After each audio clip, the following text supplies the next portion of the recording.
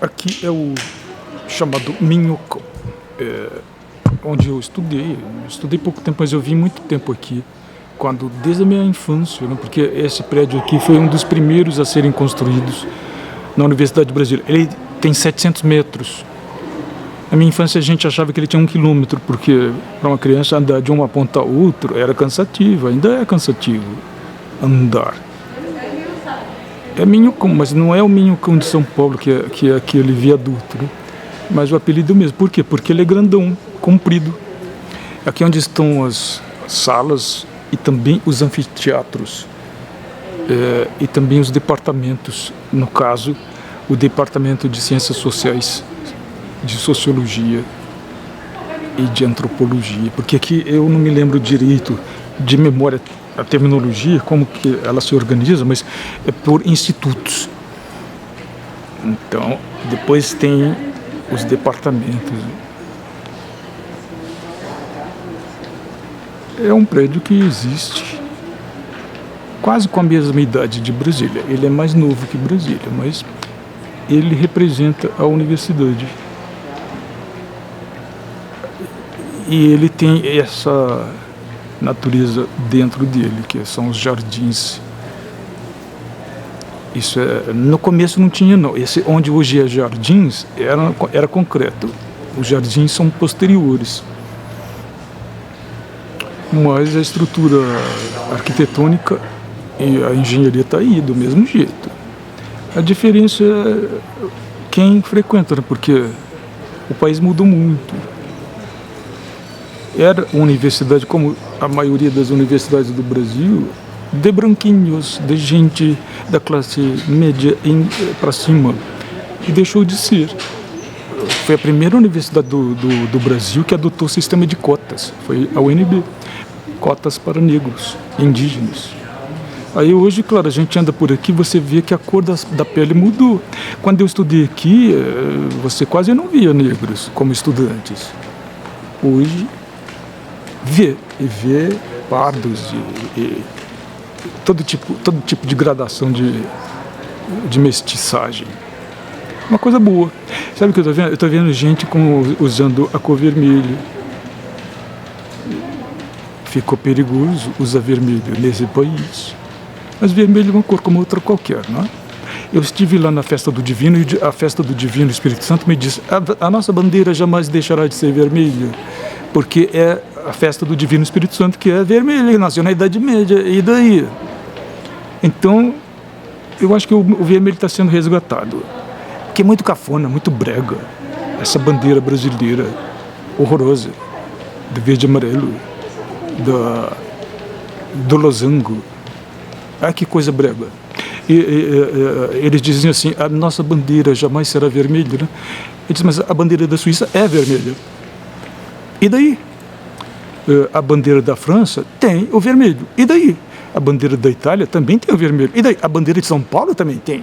A bandeira da Paraíba, ela é de um lado vermelha, do outro preto. E daí? Não é crime.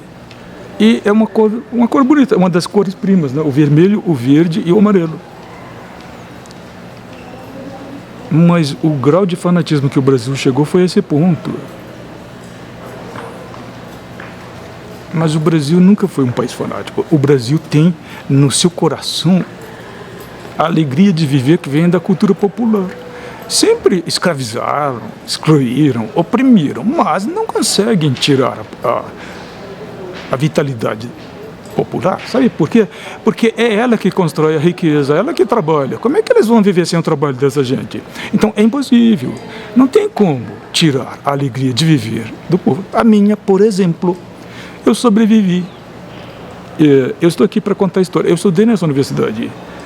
Eu não quero vingança nenhuma. Mas que eu quero justiça, eu quero. Porque quem cometeu crime tem que pagar pelos seus crimes. Crimes contra a humanidade são imprescritíveis. Genocídio é crime contra a humanidade. E não é só o genocídio, há outros tipos de crime contra a humanidade. E eles têm que ser punidos, sim. Ou internamente ou externamente. porque o fascismo não pode ser nunca perdoado. Se perdoa o fascismo, ele volta, ele faz as mesmas coisas que ele fez, porque ele tinha know-how, ele já sabia como fazer. Ele implantou, ele fez laboratórios. Então, por isso que eu não perdoarei nunca o fascismo. Jamais. Certo? Eu vi aqui, quando eu vim aqui as últimas vezes, eu me lembro que tinha um grupo aqui estudantil. Eu cheguei perto dele, eu estava fazendo um documentário, esse documentário está no YouTube. Minha filha jovem, estudante de agronomia na Federal Rural do Rio de Janeiro, e ela é encantada, porque ela veio aqui no curso de agronomia, mas o curso de agronomia dela aqui era todo agrotóxico, era todo agronegócio, ao contrário lá da Federal do Rio de Janeiro. Então ela ficou um pouco chocada com aquilo, mas esses jardins aqui, ela ficou encantada com os jardins, com os insetos. Ela até filmou lá uma taturana. E depois teve um idiota que fez um comentário no YouTube chamando esse inseto idiota. Idiota era ele, que não sabe entender a importância dos insetos para o equilíbrio ecológico, né? Aí eu vi que tinha um grupo aqui das Assembleias de Deus, gente. Era um grupo assim, moderninho, parecia ser bem avançadinho. Aí eu perguntei, vocês são de onde? Nós somos da Assembleia de Deus, Juventude da Assembleia de Deus. Isso foi antes do golpe. Então, eu não sei se esses jovens ainda são da Assembleia de Deus, porque eu fui pastor, não sou mais. Eu não aguentei, há um limite ético que a gente suporta. E o fascismo é, em si, anti-evangélico, anticristão. Então, não tem como alguém ser evangélico e ser fascista. É impossível. E isso aconteceu na Alemanha nazista, por exemplo. Os teólogos da Igreja Luterana, que tinham compromisso com o cristianismo, eles saíram da Igreja Luterana. Eles foram para a Igreja Clandestina. Porque o evangelho é incompatível com o fascismo. Não tem como você casar evangelho com fascismo. Aí, assim, eu fui pastor, não sou mais. Graças a Deus. Sou professor de história.